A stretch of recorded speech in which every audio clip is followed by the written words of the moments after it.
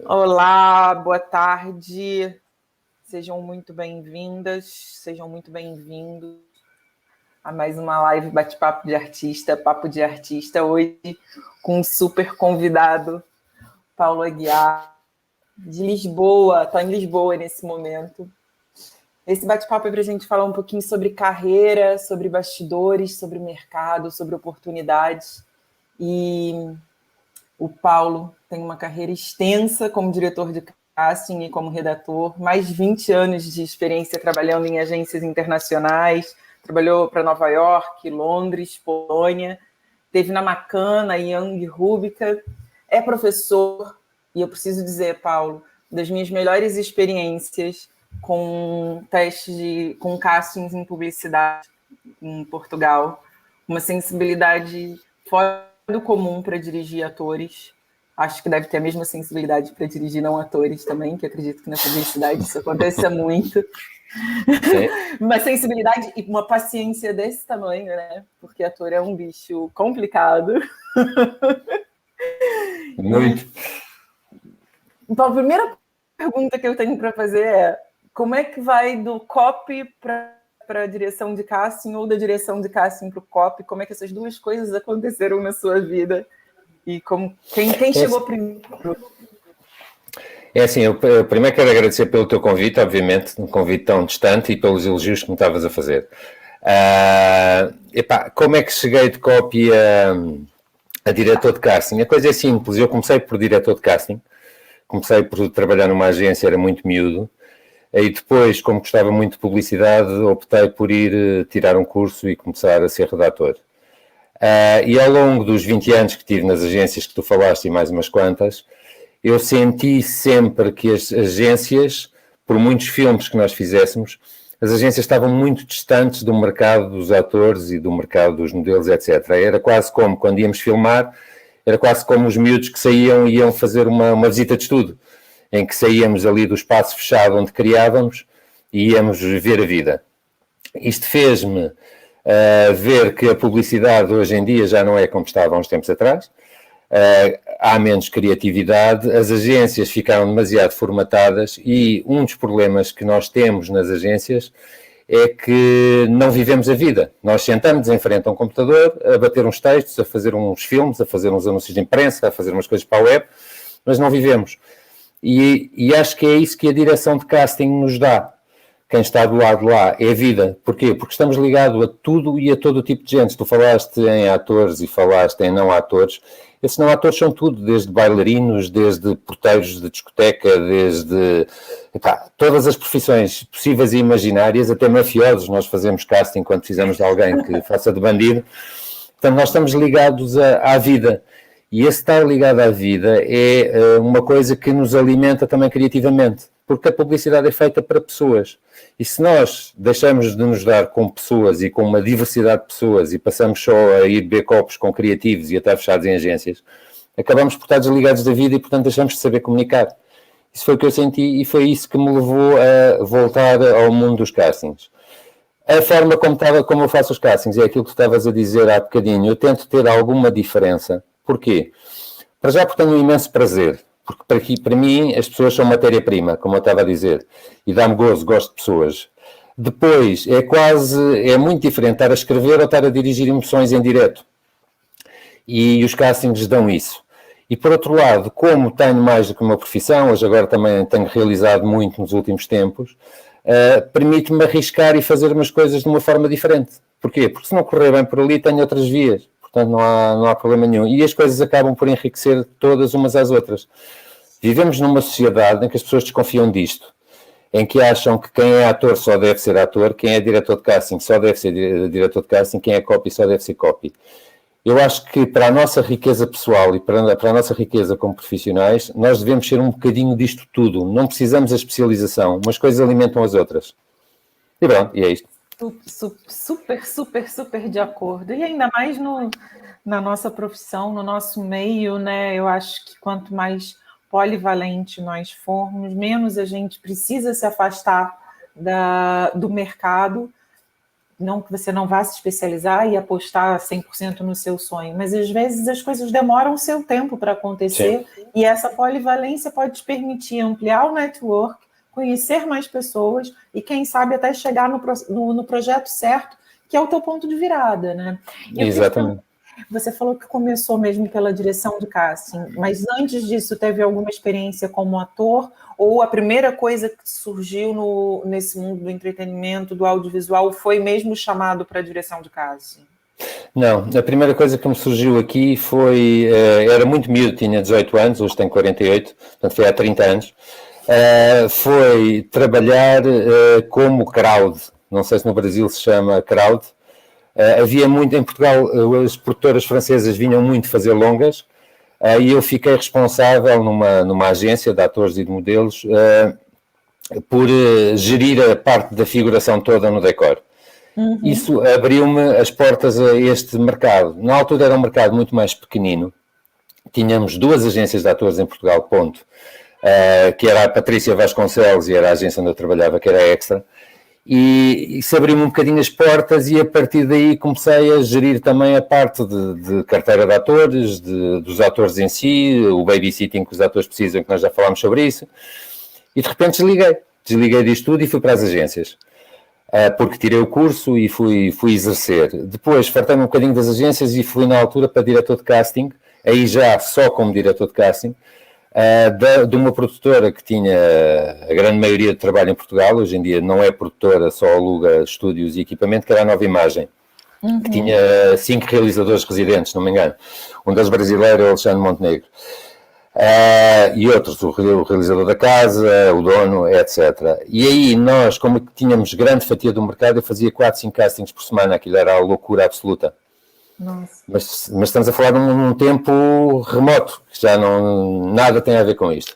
E o que é giro, e acho que nós já falámos sobre isto, é que na altura, quando eu fui para a Nova Imagem, eu fui substituir alguém que tinha estado numa produtora de televisão que era a NBP, que era quem fazia as novelas em Portugal, e que levou para o casting algo mais do que mãos, perfis e como é que te chamas. O que é que ele fez? Como tinha os residentes ali ao lado, os realizadores ali ao lado, ele começou a reproduzir em casting o que era preciso no filme. As cenas que eram precisas no filme, o tipo de atitude que era preciso para aquele filme, etc. O tom. E isso fez com que ele subisse a realizador. Estou? Tela desativada. Estou. Tivemos um problema técnico aqui com um telefone que disparou, desculpa. Não faz mal. E aí foi essa intenção para a NBP e uma mudança de abordagem nos castings. Nos castings em Portugal. Em que se geria o casting em função do filme, ou seja, não era só uma simples apresentação, já se puxava por acting, porque de início o casting tínhamos 100 pessoas que chegavam lá, mostravam a cara e as mãos, e claro que aí, por exemplo, em publicidade a imagem contava muito mais do que o acting do ator, só que a publicidade vive das emoções, e o ator é quem passa essa emoção.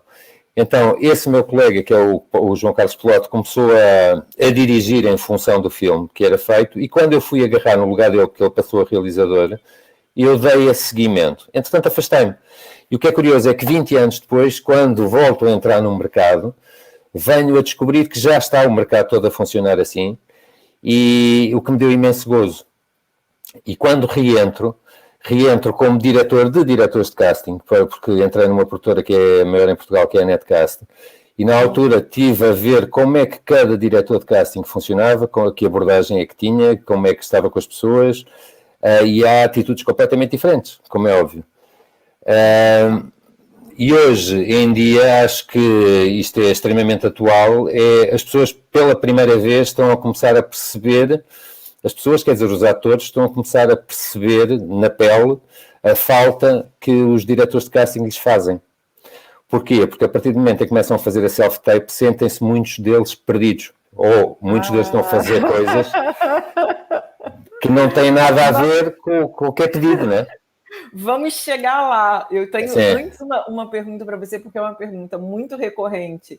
E você está em sala de aula, você também dá aula, e com certeza os teus alunos já devem ter te perguntado isso. Aqui no Brasil também perguntam demais, que é devo ou não fazer figuração, até que ponto esse quesito queima o meu currículo. E você dá o seu exemplo como diretor de casting, tendo começado dirigindo o Crowd, e eu te digo que deve ter sido uma grande escola, porque você, na maior parte das vezes, não tem pessoas com formação, e você tem que fazer chegar a mensagem na mesma, a necessidade na mesma, né? A necessidade cênica na mesma, e dirigir não atores, às vezes, pode ser muito mais complicado do que dirigir atores numa situação como essa, manter o controle. Você deve ter se tornado muito bom transmitindo aquilo que você quer, que eu acho que é uma coisa que os atores se queixam muito, de muitas vezes não terem pessoas que sabem dirigi-los, né? E a gente tem que achar que é um compromisso entre o cara que sabe dirigir, mas o cara que, quando não sabe dirigir, eu, o ator, tenho que me defender e tenho que saber fazer a pergunta certa. Claro, né? Exatamente. Você vai passar por isso, você não vai encontrar excelentes diretores de casting sempre, né? Aliás, é isso que você estava dizendo, o mundo já se ressente. Você tem alguma dica para atores em relação a essa questão da figuração? Você, como diretor de casting, sente que um ator fica com o seu currículo diminuído se ele fez figuração alguma vez?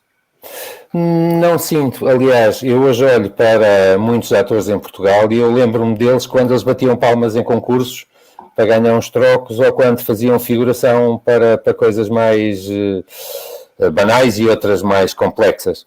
O que é que eu sinto disso? Sinto que tudo tem a ver com o tempo de carreira em que se está. Ou seja, o mais difícil, a meu ver, não é ser ator. Eu estou a falar do mercado português, não sei como é que é no mercado brasileiro. Mas o mais difícil, muitas vezes, não é ter talento, não é ser ator. O mais difícil é entrar. Exato. É entrar, perceber a linguagem, perceber os protocolos, perceber quem é o quê, quem faz o quê, etc. Tudo isso deve estar na experiência de um ator. Ao estar a fazer figuração, vão-se cruzar com muita gente, vão conhecer muita gente que mais tarde lhes poderão abrir portas. Agora, se estivermos a falar de um ator que já tem algum currículo, já tem algum reel e que de repente começa a fazer figuração, é óbvio que isto, em termos de imagem, pode não ser a melhor coisa. Vai fazer ruído, com certeza. Vai fazer ruído e vai posicioná-lo aí. Agora, quem está no início, quem está a querer começar no mercado, acho que o ator deve viver da experiência da vida dele, para ir buscar insights para os seus personagens, mas também perceber como é que funciona o meio, porque é assim, não há nada, como eu estava a dizer, eu tenho vindo a realizar também, e não há nada pior do que um realizador que tem alguém em decor que não sabe qual é o lugar dele, como é que se comporta, com quem é que deve falar, o que é que deve dizer. Isto atrasa a produção e, por muito talentoso que o ator seja, faz com que aquele realizador olhe para aquele ator e diga: epá, nunca mais quero trabalhar com este fulano, porque em vez de demorar 3 horas a fazer isto, demorei 10. Ok? E se eliminam. E às vezes estas coisas são importantes. Agora, também há outra coisa que eu não quero deixar de dizer em relação a isso, que é, muitas vezes o ator também começa a ganhar alguma arrogância. E não fazer figuração por arrogância é uma coisa, não fazer por uma questão estratégica de, naquela altura da carreira, achar que não o deve fazer é outra. Com certeza. Digo que não tem... Eu acho que não existe trabalho ruim, né, Paulo? Isso de uma forma bem generalista falando, não tem trabalho ruim.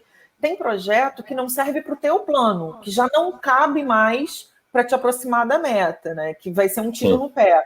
Agora, se a gente pensa no nosso processo de formação, e eu bato muito nessa tecla com os alunos do Power Acting, que é, gente, vocês estão recém-formados, passaram 2, 3 anos dentro de uma escola, vocês não sabem nada de set.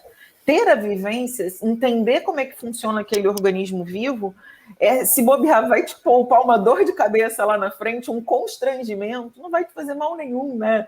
Você não vai perder nada pelo meio do caminho de ter uma experiência de set real, né? Eu acho isso incrível. Eu acho que faz parte também da nossa humildade enquanto artista, entender que existe um processo. Todo mundo sempre se acha pronto até que dá ruim, né? Como a gente diz aqui no Brasil. Tá todo mundo pronto até que dá ruim. Só que quando dá ruim na vida real, meio uma produção, tem coisa que às vezes se torna irreversível e tem impacto na própria carreira do artista, né? Porque a produção vai seguir sua vida e o artista fica aí com um problema para corrigir pelo meio do caminho. E dentro desse protocolo, adorei a palavra, que eu não ia começar o assunto assim, mas o que o diretor de casting procura, né? Como é que deve um artista se portar nesse ambiente de casting? Que eu acho que são duas coisas, o que ele procura e como o outro tem que se comportar nesse ambiente. É assim, essa é outra coisa em relação aos diretores de casting, pelo menos no mercado português e mais na publicidade. O diretor de casting também acaba por não ter grande experiência de set, ou seja, muitas vezes o diretor de casting nem vai às filmagens, nem vai à rodagem, porque está ocupado a fazer outro casting para o outro filme a seguir. No meu caso específico, eu tenho essa experiência de set e percebo as coisas e por isso é que estou a dizer o que eu estou a dizer. Agora, um diretor de casting também não está preocupado como é que a pessoa se vai portar em set ou não. Eu acho que, e muitas vezes um diretor de casting nem sequer tem o poder final de escolher a pessoa, que eu acho que é uma coisa importante dizer às pessoas, é que o diretor de casting pode influenciar, mas não é o decisor. Ou seja, se apanharem uma besta pela frente, em estúdio, que só diz disparates e que mete o umbigo dele à frente do trabalho que está a fazer, não quer dizer que não seja por isso que possam ganhar o trabalho. Ok? Porque alguém vai ganhar. E, portanto, muitas vezes o diretor de casting o que se limita é: tenho estas personagens, tenho que as encontra uma solução e parte para outra. Ok? Não explica como é que isto acontece. Eu acho que há todo um trabalho que tem que ser feito pelo ator, que não é feito, quer na preparação do casting, quer na preparação do dia de rodagem, como é que a coisa vai ser e como é que não vai ser. Eu dou-te um exemplo. Eu tenho um colega meu que é professor na escola onde eu dou aulas, que é um dos locutores mais batidos cá em Portugal. E ele dá aulas de locução e no outro dia falava-me nisso. E ele já foi apresentador de televisão, já fez uma série de coisas. E ele dizia-me assim: pá, Paulo, se calhar eu vou-te pedir para te ensinar para ensinares um bocadinho de protocolo, porque quando as pessoas me chegam à locução, que só dizem disparates, e às vezes basta dizer um disparate à pessoa errada que tudo corre mal. Não é hipótese, né? Agora, isto é trabalho de observação do ator e é também algum cuidado. Conto uma história muito curiosa que um realizador me dizia no outro dia, em que estava a filmar uma coisa para o Ministério do Trabalho. E a pessoa que estava a filmar, quando chegou lá, a primeira coisa que disse ao adjunto do ministro foi: olha que giro, eu estou aqui a rodar isto e estou de baixa de parto. Bastou isto para as filmagens pararem o dia todo, porque se o Ministério tivesse a usar alguém que estivesse de baixa de parto, essa pessoa não pode estar a trabalhar. E estar a trabalhar para o Ministério viabiliza. Portanto, isto desencadeia uma data de questões políticas. Preciso fazer uma tecla SAP. Baixa de parto a pessoa estava de licença de parto e estava trabalhando, fazendo uma peça audiovisual para o Ministério. Do Trabalho. Pode, Ministério do Trabalho. Ai, gente, protocolo. Epá, poder pode, mas tinha que estar calada, né? Não Enfim, claro que o outro, a partir do momento que ouviu aquilo, teve que consultar o ministro e não sei o quê, portanto, umas filmagens, uma coisa simples, complicou. Isto é um exemplo. Ou já apanhei pessoas a responderem ao realizador ou assistente de realização, em que ele está a dar uma dica de texto e a dizer o texto de uma forma para que o outro saiba onde é que agarra, e o ator, em vez de dar a contradeixa, o que diz foi: bem, isso, o seu acting não está o mais correto. Quando quem está do lado de lá não tem que ter acting, é uma assistente de realização. Né? E estas pequenas coisas criam atritos no set, muitas vezes, que depois vão crescendo, que são tipo avalanches. E que terminam... Tem outra dessa aí também que é muito bom. Adoro quando tem o diretor de casting, ou o diretor de ator, ou o realizador dirigindo a cena, e um ator começa a dirigir o colega. Sim, é um clássico. É um clássico, né? Atores dirigindo outros atores em cena. Ai, Deus.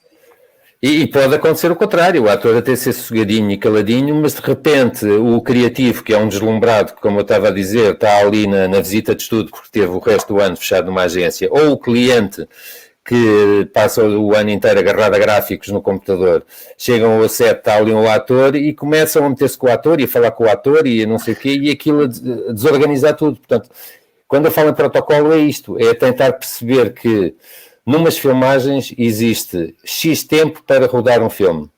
E tudo quanto seja atrito que se cria ali tem consequências financeiras para a produtora e tem consequências para quem causa esse atrito, não é? E, portanto, os atores têm que se salvaguardar perante isso. Seja a defender-se dos outros, seja a não serem eles próprios a criarem poeira na engrenagem. Boa. E ainda nessa de protocolo, a gente sabe que muita gente demora muito, né, Paulo, para conseguir um escritório de agenciamento ou para se cadastrar numa agência legal e até ter a sua primeira oportunidade. Aqui no Brasil, a gente vai falar isso mais para frente, e você sabe, a gente já teve essa conversa várias vezes, as tais plataformas de elenco digital, assim como nos Estados Unidos, na Espanha, emplacaram e assumiram um bom espaço no mercado, e tem muita gente que consegue dar os seus primeiros passos através dessa oportunidade dessas plataformas, só que em Portugal isso ainda não pegou. Dentro desse assunto ainda protocolo, como é que você acha que uma pessoa que ainda não está agenciada pode se aproximar de um produtor de casting? Você se sente invadido se a pessoa te aborda via redes sociais? Eu tenho as minhas redes preferenciais para abordar assuntos profissionais, mas como é que você vê isso para quem está chegando no mercado e ainda não conseguiu realmente ter um agente? Pronto. Há aí duas questões. A primeira é tudo quando sejam oportunidades de ter algum contacto com alguém, pode ser uma porta aberta. As oportunidades surgem num determinado espaço de tempo. O que é que eu quero dizer com isto? Que quanto mais um ator tiver, ou alguém queira ser ator, tiver dentro do meio e conhecer mais pessoas, mais acesso à informação vai ter e mais janelas de oportunidade vai saber quando é que vão existir. E porquê? Porque é nessas janelas de oportunidade que as coisas devem acontecer. Um diretor de casting, o que procura é, passam-lhe um problema e ele tem que resolver esse problema. Passam-me um casting em que pedem duas mulheres louras, um homem ruivo e um anão, e eu tenho 4 dias para resolver aquilo. Se eu for abordado por o anão nessa fase, eu vou recebê-lo de braços abertos. Se esse mesmo anão, estou a brincar, mas é um bocado assim, se esse mesmo anão me abordar o resto do ano, seja por que plataforma for, eu vou pensar, mas quem é este, o que é que ele quer? Porquê? Porque não tenho essa necessidade nessa altura. Portanto, a informação é o mais precioso nesta área, é saberem quando e com quem e quem é que está a fazer o que nesse momento. A única forma de entrarem nisto é relacionando-se. E relacionando-se significa não só tirar os devidos cursos para conhecer colegas, significa ir ao teatro, ir ao cinema, ir a exposições, significa viver. Okay? Não é estar fechado em casa, agarrado ao WhatsApp a mandar mensagens a diretores de casting. É viver e conhecer as pessoas, porque são essas pessoas que vão servir de ponte para chegar onde se quer. Lá mais à frente, na carreira, é essencial o agente por isso, porque o agente faz este papel. Ou seja, o agente está nos sítios certos a falar com as pessoas certas e tem a informação certa a maior parte das vezes para conseguir escoar o seu produto, que são os atores que têm em carteira. Ok? Portanto, como é que hão de chegar a uma agência? Não há uma fórmula. Se abordarem alguém, causem diferença. Seja por um reel que façam, nem que seja um reel fictício, mas mostrem-se diferentes, não sejam mais do mesmo. Porque há segmentos como jovens entre os 18 e os 25, sejam homens ou mulheres, há uma oferta gigante em Portugal, imagino que exista também no Brasil. Pessoas mais velhas, por exemplo, não há. E, portanto, aí se alguém de 65 anos com acting que nunca gastou a imagem me abordar, eu vou recebê-lo de braços abertos. Se eu tiver um jovem ou uma jovem de 18, 25, existe uma carteira tão grande que se calhar só se o reel for diferente ou se a abordagem for diferente é que eu vou prestar atenção. Porque senão, na maior parte dos casos, eu e todos, na maior parte dos casos, segue em frente. Claro que qualquer casting que façam, e seja casting publicitário ou não, é uma forma de se diferenciarem.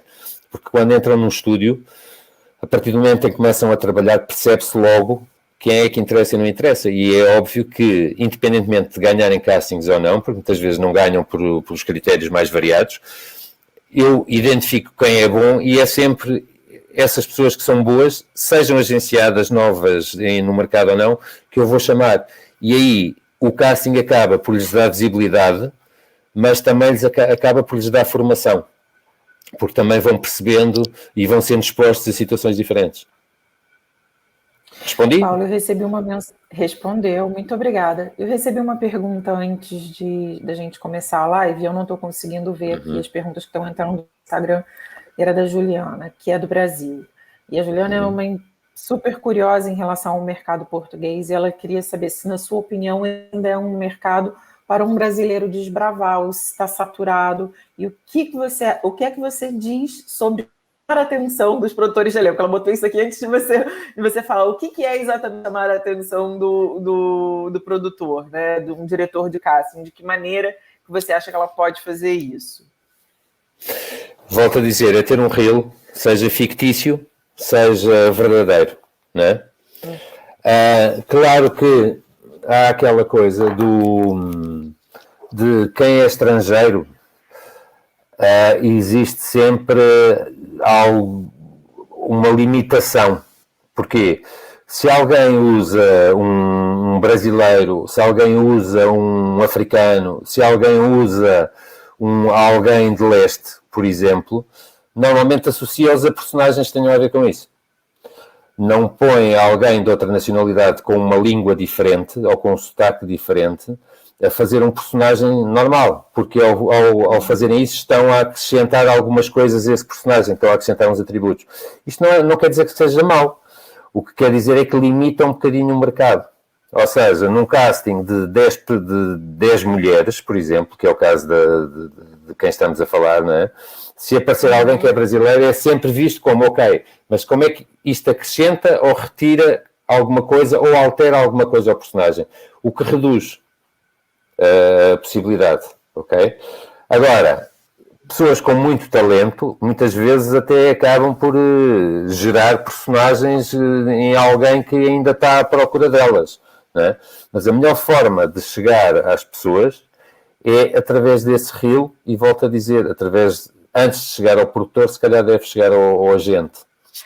Eu acho que a volta do reel, do self-tape, do maldito videobook, ainda há muito mito, não é? Porque o ator muitas vezes acredita mesmo que tem um material incrível e não tem nem ideia do quanto deve custar para o agente, na verdade, pedir uma oportunidade, porque aquele material, ele passa a pedir uma oportunidade, ele não está vendendo o ator, porque aquele material por si só não se vende.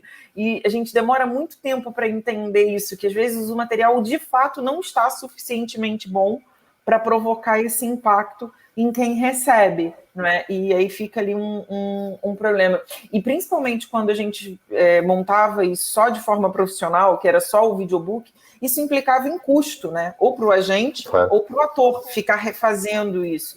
Hoje, ainda bem, existe aqui um self-casting, um material que você pode fazer por você mesmo, e, enfim, com algum empenho, você pode ter se preparado com um profissional e, de repente, consegue baixar um pouquinho o custo disso. Mas é importante dizer que, muitas vezes, você leva muito tempo para alcançar o resultado e o problema até está no teu material. Sim, e em relação a esse material, há uma coisa que é muito importante, que é o critério. Ou seja, quando estiverem a fazer um reel, para já, façam uma coisa curta. Porque, tal como nas redes sociais, se alguém abre aquilo e vê que aquilo tem 10 minutos, ninguém vai ver o vídeo. Ok? Façam uma coisa curta e concisa. E depois, tentem sempre ter um espelho do lado de lá. Ou seja, alguém que veja convosco o vosso material. Isto porquê? Porque estamos numa área que vive de emoções e muitas vezes o que vocês estão a pôr no reel tem a ver com a emoção do momento que viveram aquilo ou a importância pessoal que deram àquilo. Quem está de fora não percebe isso. E, portanto, é importante que tudo o que lá esteja seja bom e que seja bom e não precise contar a história que está por trás para ter mais força. Ok? Boa. Agora, com essa pandemia, muita coisa mudou, né, Paulo, em ambiente de teste, e a gente começou falando sobre, ainda bem que alguns artistas são polivalentes e têm vários talentos e podem ir crescendo dentro da carreira, mais do que nunca parece que os atores vão precisar dessa polivalência porque assim, não vão escapar da rotina de castings, né? Você demora um tempo até se libertar desse karma na sua vida e ser a pessoa que a marca quer, que o cliente quer. Até lá você vai ter que jogar o jogo dos testes e não tem como fugir a isso. Agora, somando a esse desafio de passar a vida sendo testado, você vai ter que gerar um bom material para se apresentar em teste. Como é que você vê isso hoje, esse desafio do ator? É assim, eu há bocado já tinha entrado por aí. Eu acho que na maior parte das vezes, principalmente nos castings publicitários em que as pessoas vão a 10 para ganharem um, né? Muitas vezes o ator, quando já vai ao casting, nem se prepara para aquilo, não faz ideia quem é que vai realizar, não faz ideia que marca é aquela, não, às vezes nem estudam o texto, estudam lá enquanto esperam, porque acham que vão estar 3 horas à espera para entrar no casting e aproveitam esse bocadinho para estudar o texto. O ator normalmente não se prepara. Agora, com o video casting, essa é uma coisa que está a ser exigida ao ator, é que o ator pense um bocadinho naquilo antes de o fazer. Já não estou a falar na parte técnica, que é tentem isolar-se num sítio que não tenha grande protagonismo atrás, que seja uma parede lisa, não filmem ao alto, porque aquilo não é um Instagram Live e quando alguém vir vai-vos ver ao contrário. Tentem ter uma boa captação de som, tentem ter uma boa captação de luz. Já nem estou a falar nessa parte técnica, que é simples, mas que dá algum trabalho. Estou a falar na preparação de, ok, para este texto que me estão a mandar, que planos é que eu faço aqui? Vou fazer aqui um plano em que estou fechado, é um plano fechado, vou fazer um plano médio. Pensem um bocadinho de qual a melhor forma de interpretar a coisa, porque há uma coisa importante aqui no meio disto tudo, é que, primeiro, os realizadores muitas vezes não veem o material todo, porque não têm tempo, né? Segundo, às vezes o próprio material do casting pode inspirar ou pode dar algumas ideias para a realização, porque quando o realizador está a agarrar naquele filme, se calhar está a agarrar à última hora porque ainda estava a fechar outro antes. E se o ator acrescentar algo que não seja demasiado fora, né, com alguma coerência, mas se acrescentar algo ao material e se fizer aquilo com alguma qualidade e em pouco tempo, se calhar está a abrir uma porta. Volto ao que tinha dito há bocadinho. Existem, a meu ver, 2 diretores de casting. Aqueles que fazem as coisas a despachar e que muitas vezes são umas bestas que metem medo a quem lá vai, e aqueles que tentam retirar dos atores o melhor que os atores têm. E é desses que neste momento os atores andam a sentir falta, né? Ora bem, discutam entre atores qual a melhor forma de fazer aquilo, vejam filmes, vejam referências. Eu tenho alguns casos de atores que me pedem, olha, eu vou fazer este casting, o que é que tu achas? Que enquadramento é que eu faço aqui? Como é que eu hei de fazer isto? Epá, façam sempre 2 versões, uma mais fechada, com um take mais fechado, outro com um take mais aberto. E já que estão a fazer 2, tentem criar diversidade entre os 2. Ou seja, não façam os 2 exatamente de forma igual. Claro. Okay? Ótimo. Paulo, e para quem está começando, gestão dos nervos, ansiedade de desempenho, né, no set. Às vezes a pessoa fica ali há tanto tempo à espera de uma oportunidade e às vezes o cara também faz muito teste e não aprende a gerir as suas emoções. Como é que você vê isso num ambiente de teste? Como é que você lida com isso? No ambiente de casting, há uma coisa muito curiosa, que é quanto menos peso as pessoas retirarem de cima de si, melhor vai correr o casting. Eu acho que já falei contigo algumas vezes sobre isto, que eu tenho vários exemplos de pessoas que, a meu ver, são ótimos atores ou ótimas atrizes, que têm uma imagem fantástica, ou seja, joga tudo a favor delas, mas que vão a 20 castings e não ganham nenhum. E de repente ganham um casting e a partir daquele casting começam a ganhar todos. Que explicação é que se dá a isto? A explicação é simples, é a energia com que as pessoas estão. Quando vão para um casting, não tentem tirar o peso, é só um casting, usem aquilo como uma forma de aprendizagem. É só uma filmagem para um anúncio, ou para uma série, ou para uma novela, é só uma sessão. Epá, não ponham peso nisso. Tentem tirar a responsabilidade que sentem em cima, sem que com isso sejam irresponsáveis. Ou seja, não ponham tanto peso em cima, porque com mais leveza levarem a coisa e E se pensarem que aquilo é só uma coisa que é passageira e que pode abrir outras portas ou não, vale o que vale, não é? Pode valer uma grande carreira, efetivamente, mas pode não valer nada. Pode ser realmente a oportunidade da sua vida. Uma coisa é garantida, a gente pode passar muito tempo fazendo castings, né? Se você conseguir usar esse momento para se divertir, para entregar o melhor trabalho possível, vai ficar mais leve. Eu bato muito também nessa tecla de ressignificar esse momento, né? Tirar o peso é isso, ninguém gosta de estar sendo constantemente avaliado, mas de repente ressignifique o peso da avaliação. Troque isso por uma oportunidade, né? Uma oportunidade de você fazer o que você sabe fazer, de mostrar isso para um outro profissional que possivelmente ou deveria estar qualificado para estar ali avaliando o seu trabalho ou registrando o seu trabalho nesse momento. É isso, porque indubitavelmente vamos passar por muitos se estivermos no caminho certo, né?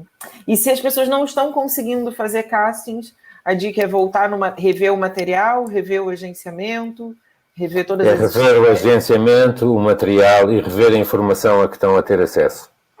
Em relação ao agenciamento, Paulo, você tem assim alguma dica para dar? Eu falo muito para ter atenção, agências que cobram e coisas do gênero para agenciar atores, e tem alguma coisa em especial que você acha que deva ser um norteador para quem está começando?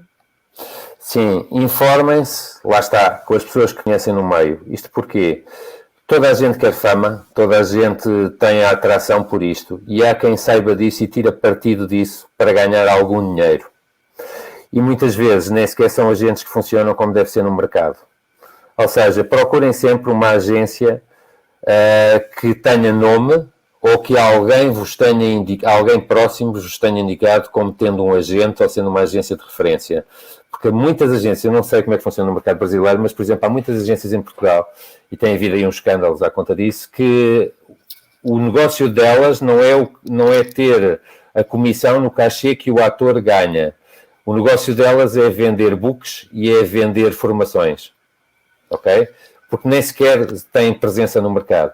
Saibam com quem é que se estão a meter, é o primeiro passo para escolher uma agência. E depois, uma agência de atores.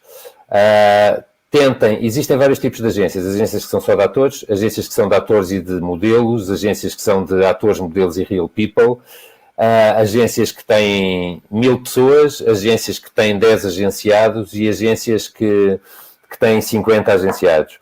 Procurem uma agência que vos dê atenção, ou seja, que não estejam diluídos em mais de 500 mil, ok? E que, de preferência, é uma agência que seja especializada em atores, embora existam muito boas agências, excelentes agências, por exemplo, a Central Models é uma excelente agência que funciona muito bem, que tem notoriedade e que tem de tudo, não tem só atores. E quem trata da parte dos atores, fala bem. A questão não está só na agência, está na própria pessoa, no agente. Ou seja, não vão atrás de uma marca da agência só, tentem saber quem é o agente que efetivamente trabalha bem, porque hoje esse agente está na agência X e amanhã vai para a Y. Se vocês tiverem uma boa relação com ele, se calhar fazem essa travessia juntos. Ok? Saibam quem são as pessoas e quem são as agências para não serem enganados. Só para clarear uma coisa, porque aqui a gente está falando para os dois países, né?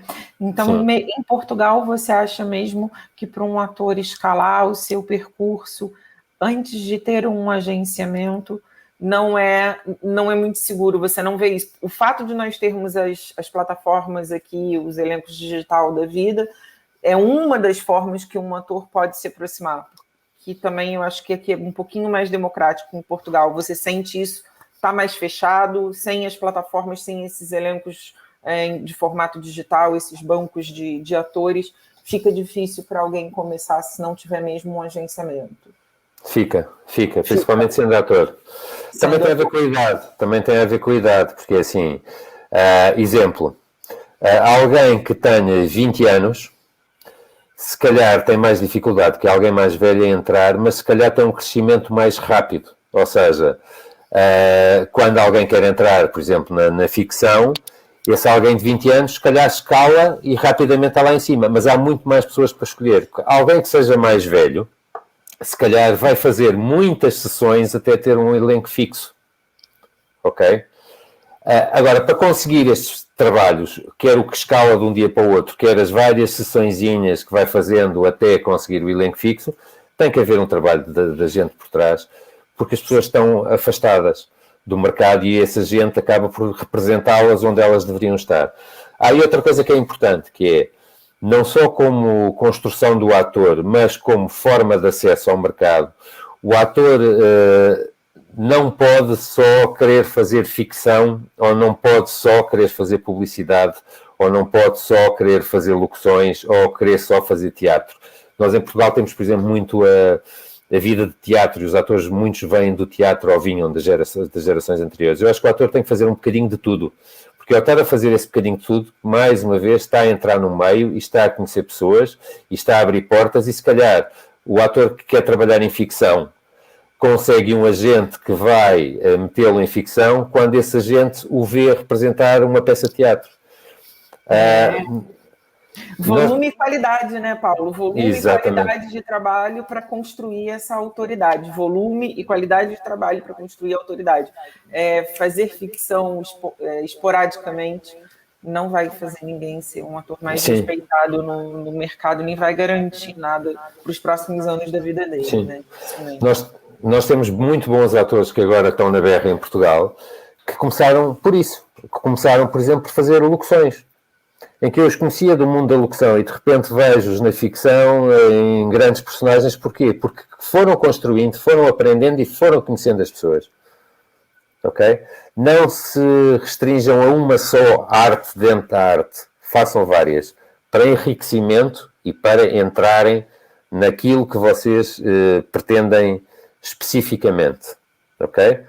E eu sei de um caso de uma pessoa que me era próxima que, para chegar a um elenco fixo, e ela vinha do mundo do teatro, começou por ser jornalista.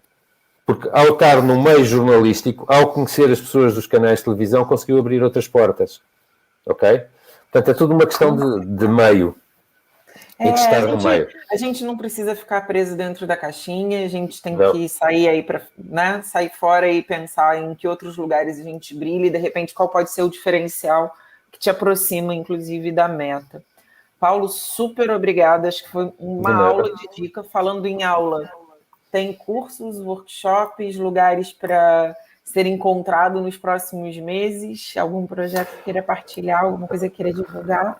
É assim, os cursos, eu já te falei, eu de vez em quando vou fazendo alguns cursos, mas não vivo disso, e porque tenho muita coisa para fazer e é muito raro. E o que eu faço muitas vezes é quando se junta um grupo de pessoas, que queira fazer o curso, eu monto o curso na altura, eu tenho o curso montado, mas já parei de fazer cursos por sistema. Aliás, fiz para aí 5 ou 6 vezes, fora as vezes em que dou aulas em faculdade, mas neste momento não tenho nada anunciado. Eu acho que deveriam existir efetivamente cursos, e já pensei em criar isso, se houver interesse nisso, e até pensei em criar isso contigo, de criar um curso que tenha a ver com o self-tape e a preparação para o self-tape, para que as pessoas saibam a que é que estão a ir e como é que devem ir.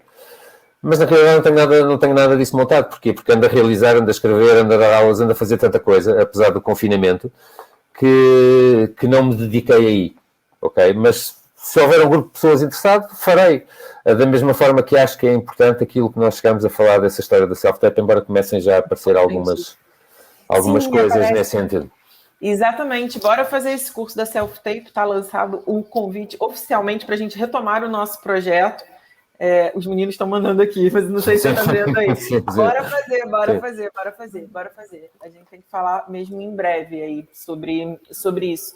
Acho que sim, Paulo, e acho que tem um grande diferencial, não é? Você é a pessoa que vive isso no terreno há muitos anos, e vive isso de várias perspectivas. Vive isso da perspectiva do cliente, do criativo, vive isso do mundo real, da pesquisa de pessoas, desse olhar do que esse profissional está procurando, do que esse filme precisa, e ir no terreno, que é o como pegar esse diamante bruto, para que ele se torne a vida do personagem que a gente está querendo Sim. apresentar lá através do nosso produto, filme, serviço, seja lá o que for, não é?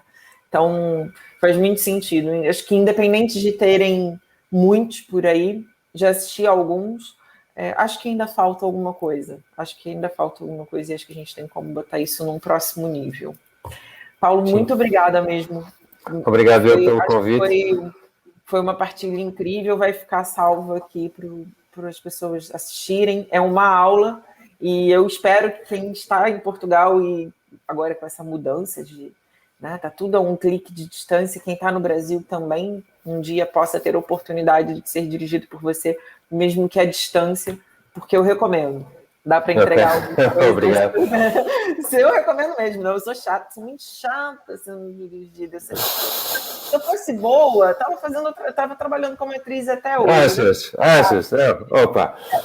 Não, mas foi mesmo, foi muito sensível, foi muito agradável e reconfortante, porque às vezes a gente não está, na altura até que eu fui fazer o casting com você, eu estava algum tempo sem atuar. E atuar é um músculo que precisa ser exercitado todos os dias, como todos os outros. E às vezes a gente perde a mão dessa chegada, né? Eu falo para os meus alunos, você às vezes fica rato em dar o truque, mas ator não pode ser truquento. Nem em ambiente de teste, não, porque se você pegar uma pessoa muito mais esperta do que você, ele vai perceber que você não está dando tudo, que você está dando truque. Claro. Então, foi uma altura bem, bem especial. Obrigada, Paulo. Obrigado, beijinhos. Em breve estamos juntos aí em Lisboa. Bora, quando chegares, diz qualquer coisa, tá? Aviso. Beijinhos. Tchau. Tchau.